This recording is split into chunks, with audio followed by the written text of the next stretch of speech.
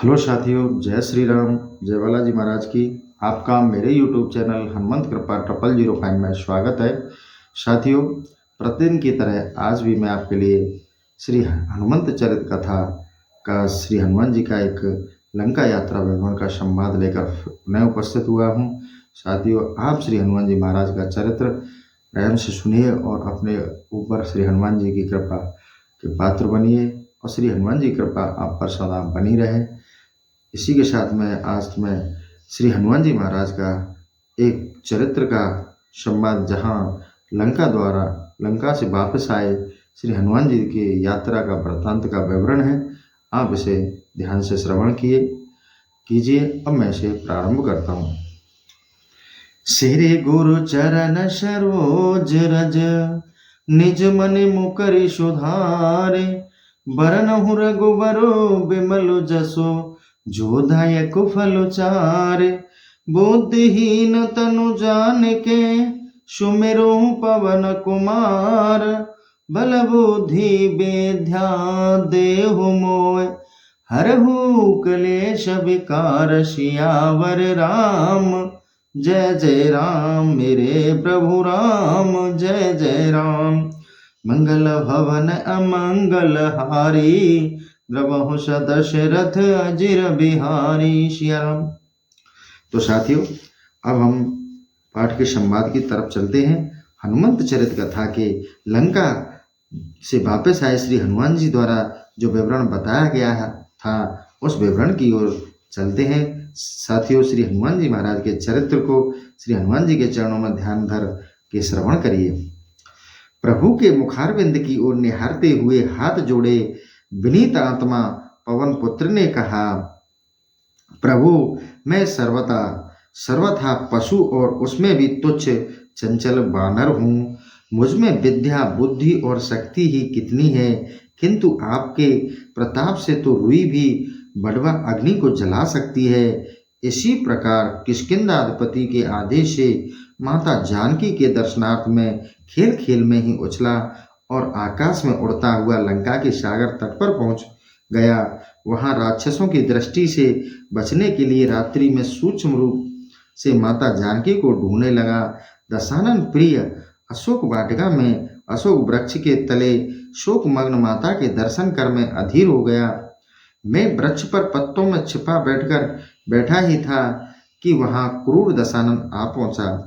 उसने सतीत्व की प्रज्वलित मूर्ति वियोगिनी माता को वश में करने के लिए उन्हें बहुत डराया धमकाया, किंतु जब माता ने उसे कुत्ते की तरह धुतकार दिया, तब वह अधम राक्षस माता को मारने दौड़ा। अपनी प्रिया मंदोदरी के समझाने पर वह 1 मास की अवधि देकर वहां से चला गया। राक्षसियों ने भी माता को बहुत डराया। उन राक्षसियों के चले जाने पर माताजी असाह दुख के कारण प्राण त्यागने के लिए प्रस्तुत हो गईं। सुने कपि के तेहि समान उपकारी, नहीं कोई सुर नर मुनि तनुधारी। प्रति उपकार करो कहा तोरा, सन्मुख होय न सकत मन मोरा। सुन सुत तोय उरन में नाही, देख कर विचार मन माही। सिया राम। उस समय मैंने वृक्ष के पत्तों में छिपे आपको जन्म से लेकर दंडकारण्य में जाने, सीता हरण सुग्रीव से मैत्री वाली बदकी आदि की संक्षिप्त कथा सुनाते हुए कहा कि किष्किंधापति सुग्रीव ने आपका पता लगाने के लिए चारों दिशाओं में करोड़ों वानरों को भेजा है। मैं उन्हीं का भेजा हुआ आज आपका दर्शन प्राप्त कर कृतार्थ हो गया। मेरे मुख से आपकी मधुर लीला कथा सुनकर माता ने कहा, जिन्होंने मुझे यह अमृत तुल्य संवाद सुनाया, वे मेरे सामने प्रकट क्यों नहीं होते। मैंने नीचे उतरकर माता के चरणों में प्रणाम किया। मुझ वानर को देखकर पहले तो वे सहम गई, परंतु मैंने उन्हें क्रमशः सब बातें बतलाई। इसके बाद में मैंने आपकी मुद्रिका उन्हें दी। तब माता ने मन में मेरे प्रति विश्वास उत्पन्न हुआ। क्रूरतम रावण के यहाँ दुष्ट राक्षसियों के बीच अत्यंत कष्टपूर्वक जीवन व्यतीत करने वाली वियोगिनी जननी पुत्र को देखकर रो पड़ी। उन्होंने कहा, बेटा, जिस प्रकार उन राक्षसियों के द्वारा मैं अहरनिश सताई जा रही हूँ, वह मेरे प्राणनाथ को बता देना। मैंने उन्हें अनेक प्रकार से धैर्य बंधाया और कहा, माँ, बस मेरे प्रभु के समीप पहुंचने की ही देर है। अमित शक्ति संपन्न श्री राघवेंद्र आपका संवाद पाते ही यहाँ पहुंचकर इस असुर कुल का विध्वंस कर देंगे। रोती ही माता जानकी ने अत्यंत करुणापूर्वक आपके शीघ्र आने की प्रार्थना करते हुए लक्ष्मण के लिए कहा कि लक्ष्मण तुम्हें मैंने अज्ञानवश कुछ कठोर वचन कह दिया था, उसके लिए तुम मुझे क्षमा करना और श्री रघुनाथ जी के साथ शीघ्र आकर मेरी रक्षा करना, अन्यथा 1 मास के उपरांत मैं जीवित नहीं रहूंगी। इतना कहकर माता सीता रोने लगी। उन्होंने वानरराज सुग्रीव, महामती जामंत, युवराज अंगद तथा समस्त वानरों को आशीर्वाद देते हुए सबसे शीघ्र लंका पहुंचकर राक्षसों को नष्ट करने की प्रार्थना की है। श्री पवन नंदन के द्वारा भगवती जानकी का समाचार सुनकर श्री राम अत्यंत व्याकुल हो गए। लक्ष्मण के नेत्र बरसने लगे और समस्त वानरों के भी नेत्र भर आए, पर हनुमान जी धैर्यपूर्वक कहते ही जा रहे थे, माता की आज्ञा से मैं अशोक वाटिका में फल खाने चला, पर रावण से मिलने की इच्छा से मैंने वह मनोरम वाटिका विध्वंस कर दी। रावण के पुत्र अक्षय कुमार के 7 सहस्त्रों असुरों को मारने के बाद मैं इंद्रजीत के ब्रह्मवास में बंधकर रावण के सम्मुख पहुंचाया गया। वहां उस दुष्ट ने दंड स्वरूप मेरी पूंछ जलाने का आदेश दे दिया। बस आपकी कृपा से सारी लंका जल गई। भगवान श्री राम, लक्ष्मण, वानरराज सुग्रीव, महामती जामंत, अंगद, द्विविद, मैंद, पनस, नल और नील आदि महान वानरगण लंका में घटित हुई घटना को ध्यानपूर्वक सुन रहे थे। हनुमान जी सहसा श्री राघवेंद्र के चरणों पर गिर पड़े और बोले, प्रभु, यह सब कुछ मैंने नहीं किया है। अंतर्यामी स्वामी, मेरे अंतर में प्रविष्ट होकर अपनी शक्ति से आपने जो लीला कराई, मैं वही निवेदन कर रहा हूँ। हनुमान जी आगे कहने लगे, करुणा में स्वामी, वहां मैंने त्रिकूट पर्वत पर बसी हुई दिव्य लंका पुरी देखी। उस पुरी के चारों ओर 4 लंबे चौड़े द्वार हैं। उनमें अत्यंत मजबूत किवाड़ और मोटी मोटी अर्घलाएं लगी हैं। उन द्वारों पर अत्यंत विशाल और शक्तिशाली यंत्र लगे हैं जो बाण और पत्थरों के गोलों की वर्षा करते हैं। उनके द्वारा लंका में प्रविष्ट होना अत्यंत कठिन है। पुरी के चतुर्दिक सोने का परकोटा, जिसे तोड़ना अत्यंत दुष्कर है, उसमें मणि, मूंगे, नीलम, मोतियों का काम किया गया है। परकोटों के चारों ओर ग्रह और विशाल मत्स्य पूरित अगाध जल वाली खाइयां हैं। उन चारों द्वारों के सम्मुख खाइयों पर लकड़ी के ऐसे यंत्र में विशाल और सुदृढ़ पुल बने हैं, जिन पर शत्रु सेना के आते ही उसे यंत्रों द्वारा खाइयों एवं चारों ओर से फेंक दिया जाता है। लंका पर आक्रमण करने का कोई मार्ग नहीं। उसके चारों ओर से दुर्गम नदी, पर्वत, वन, खाई और सुदृढ़ परकोटा आदि है। लंका विस्तृत समुद्र के दक्षिण तट पर बसी है। अतएव लक्ष्य का किसी प्रकार पता नहीं मिल सकने के कारण वहां जलयान से जाना भी बड़ा कठिन है। लंका के पूर्व द्वार पर 10 सहस्त्र प्रचंड वीर राक्षस रहते हैं।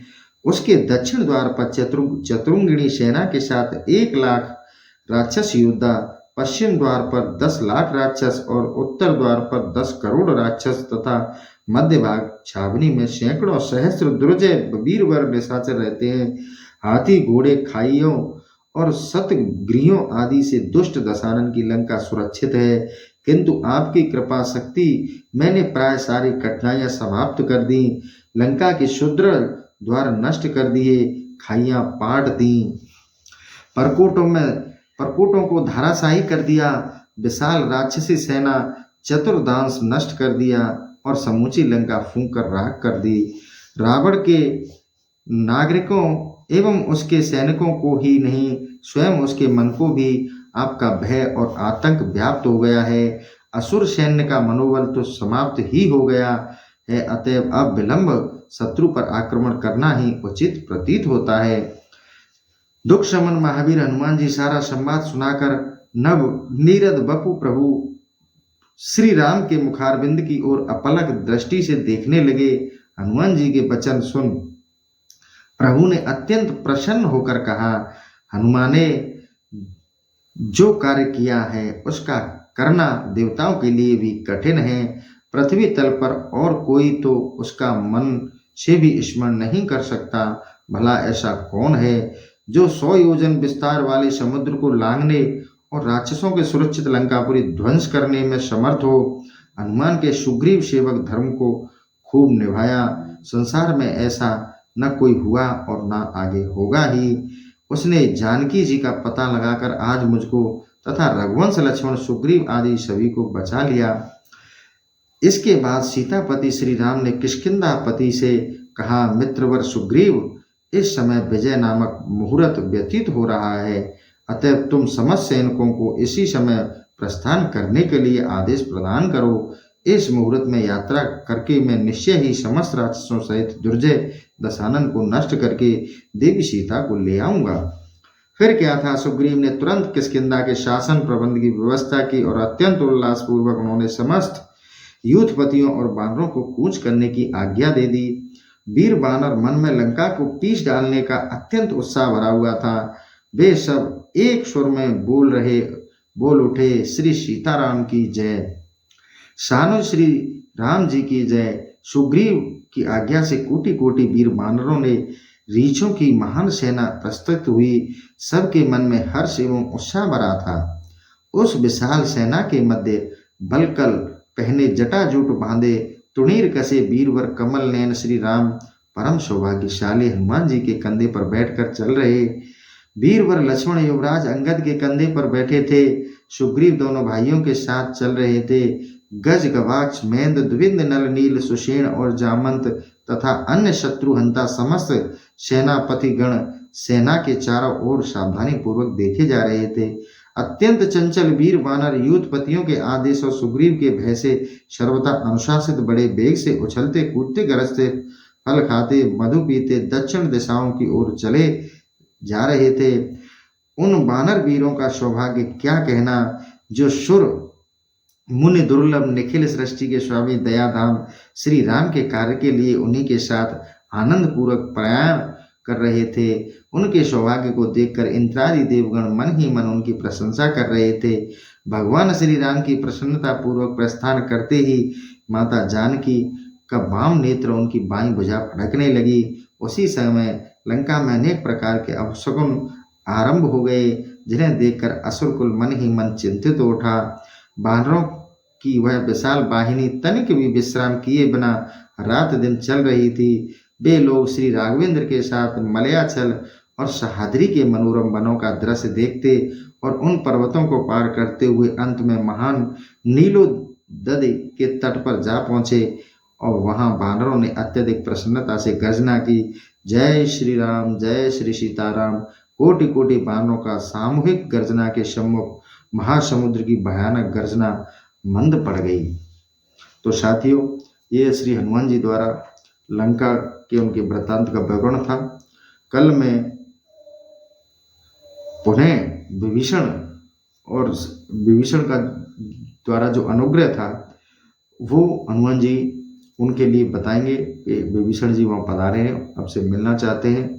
तो अगला संवाद मैं कल आपको पुनः उपस्थित होऊंगा लेकर। साथियों, आज का सेशन मैं यहीं समाप्त करता हूँ। इसी के साथ जय श्री राम, जय बालाजी महाराज की।